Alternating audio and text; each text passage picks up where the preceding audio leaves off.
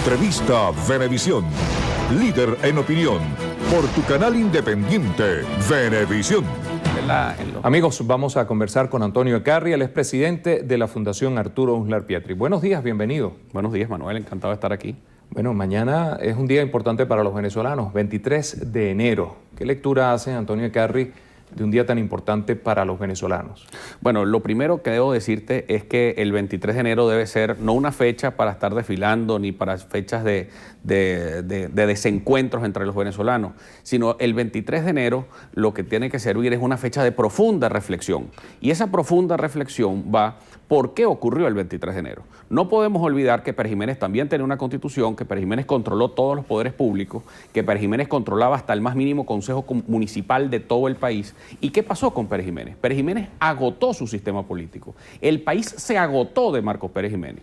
Y ese agotamiento de ese sistema político condujo al 23 de enero, a una gesta de encuentro cívico-militar que comienza sus primeros pasos con el 1 de enero, con el alzamiento de Hugo Trejo, Martín Parada, de José Vicente Azopardo y de una cantidad de militares que eran muy cercanos con el general Pérez Jiménez y que obviamente comienza a darse el traste con la dictadura. Pero 30 días antes, nadie podía sospechar en Venezuela que podía llegar el 23 de enero. Pero el abuso, el uso abusivo del gobierno, el uso abusivo del sistema político condujo al 23 de enero y eso es lo que hoy los venezolanos no podemos volver a repetir. Es decir, lo que tenemos que hacer los venezolanos hoy es ponernos de acuerdo y evitar a toda costa una confrontación, y eso tiene que ser con un diálogo sincero, sin arrodillarse, sin ceder posiciones que son claves de principios, de valores. Nuestra Constitución, además, tiene que ser respetada y acatada. Cuando se relaja el pacto social entre los venezolanos, estamos conduciendo al país al caos. Y eso tenemos que hacerlo respetar a como dé lugar. Entonces, la enseñanza del 23 de enero es que los sistemas políticos también, por más poderosos que sean, se agotan en sí mismos y hasta sus mismos aliados terminan golpeándolo y sacándolo del juego. Y no podemos olvidar que Marcos Pérez Jiménez salió en 1958 con apenas 43 años de edad y más nunca volvió a Venezuela, porque el país se agotó del sistema perejjimenista. Y eso es demasiado importante que lo reflexionemos hoy por la necesidad de un diálogo nacional. Venezuela requiere de un diálogo nacional, de la reinstitucionalización de Venezuela. ¿Cómo hacerlo? Bueno, la Asamblea Nacional es el escenario perfecto para eso.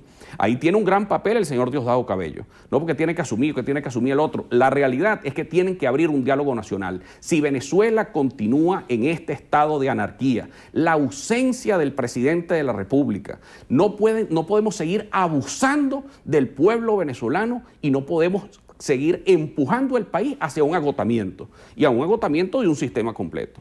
Porque definitivamente la ausencia del presidente de la República es absolutamente preocupante.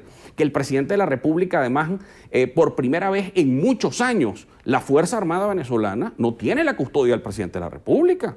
Desde el secuestro del coronel Carlos Delgado Chalbó en 1950, pues primera vez que la Fuerza Armada venezolana, porque el propio jefe de la Casa Militar dijo que no veía al presidente de la República desde el 25 de diciembre. Son cosas muy delicadas, son cosas muy serias. Entonces, obviamente, el jefe del Estado venezolano y el sistema completo tiene que iniciarse ya cuanto antes, activarse los mecanismos constitucionales, la Junta Médica. Aquí nadie sabe realmente por certificación expresa. Mira, una muchacha que salga en estado, una madre venezolana, tiene que ir al Seguro Social a buscar una certificación. Aquí cualquiera se enferma, tiene que pasar por el Seguro Social para buscar un reposo médico. Tienen a alguien que certificarlo. El presidente de todos los venezolanos eso no lo hace. Entonces, además de la merma grave, Manuel, que hemos tenido, y todos los que nos están viendo, la merma de la soberanía venezolana. Estamos entregando nuestra soberanía, tanto que nos costó, tantas vidas que nos costó ser independientes para estar dependiendo ahora de un gobierno caduco del Caribe venezolano. Del Caribe. ¿Por qué dice usted eso? Bueno, por una razón, Manuel, lo más importante de todo. Tú puedes tener un acuerdo con una nación hermana y puedes celebrar convenios entre una nación y otra. Ahí no hay ningún problema. El problema es cuando una nación comienza a depender de otra, y eso es un asunto muy grave. El hecho de que el canciller de la República, primer viaje corriendo para Cuba, trae noticias del presidente, pero no se le vio con el presidente, se le vio fue con el canciller cubano. Es este espíritu de dependencia absoluta hacia otro país. Pero qué cosa tan terrible, esto no se había visto nunca en la historia venezolana. pero es increíble que el mismo país, los herederos de Páez, de Bolívar, de Juan Germán Rocio, de Simón Rodríguez, bueno, que lucharon tanto, los mismos herederos del siglo XX venezolano. Venezuela nunca había estado en estos modelos. Tú te podrás imaginar a algún presidente, ni siquiera, incluso que acusaban al general Pérez Jiménez de ser un hombre muy cercano con Washington. Bueno, pero nunca vimos a que el canciller, a que el gobierno de Pérez Jiménez dependiera totalmente de lo que fuera en Washington. Por poner un ejemplo, pero bueno, el más lejano de todos. Por decir el sistema democrático, nunca vimos una dependencia de Venezuela hacia otro país. Y sobre todo a un país, es que hacia ninguno. Tú no puedes tener dependencia hacia ninguno, ni hacia los Estados Unidos, ni hacia Cuba, ni hacia nada. Tenemos que rescatar nuestra soberanía de este empeño apátrida de estar copiándose un modelo que a todas luces fracasó. Usted hablaba de las cosas que acaba de exponer. Hay un punto importante y está proponiendo el diálogo. Sin embargo, habla de no renunciar a principios, de no ceder posiciones, etcétera. Entonces, ¿de qué manera se puede llegar a un diálogo y buscar ese punto medio? Porque las negociaciones sanamente entendidas siempre se cede algo. Absolutamente. Mira, sin duda alguna debe haber un diálogo muy sincero nacional. Y ese diálogo tiene que tener un objetivo fundamental, que es reinstitucionalizar a Venezuela. El primer objetivo de reinstitucionalización es que hay que acabar con todas estas suplencias eternas que hay en Venezuela en este momento. El Tribunal Supremo también ya está lleno de suplentes. Hay que convocar la escogencia de los rectores del Consejo Nacional Electoral. Es el momento de discutir las condiciones electorales de Venezuela. No es posible porque este no es el mismo país de octubre. Este es un país que está padeciendo la peor crisis de liderazgo de los últimos 80 años. Entonces necesitamos de un Consejo Nacional Electoral equilibrado, plural, serio. ¿Dónde se puede dar ese diálogo? En la Asamblea Nacional, que es donde se designan los rectores del Consejo Nacional Electoral. Entonces ese diálogo urge en Venezuela para poder entendernos.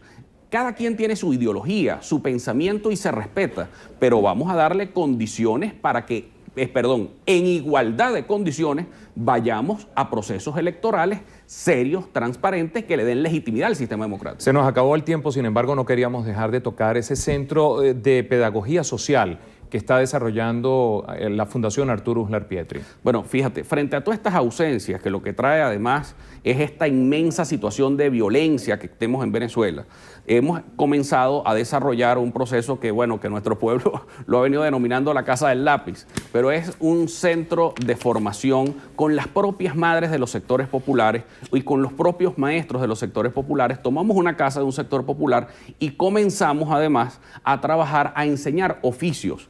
El primero va a ser incluso con peluquería en el sector Los Eucaliptos. El segundo lo estamos haciendo con niños escritores, lo estamos haciendo en Guarataro. Y van a venir hasta otros sectores también de Katia, de Mario Briceño Iragorri. En varios sectores vamos a ir desarrollando este proceso, que es la misma gente de los sectores populares, con los que saben de su oficio, enseñan a los demás. ¿Para qué? Para evitar y comenzar a contribuir desde todos al desmontaje de la violencia en Venezuela. Eso que ocurrió además en el 23 de enero anoche y lo que vive la parroquia 23 de enero en ese absurdo de violencia, de ataque y más aún, mañana es 23 de enero. Yo le pido a las autoridades y les exijo a las autoridades atención a la parroquia 23 de enero.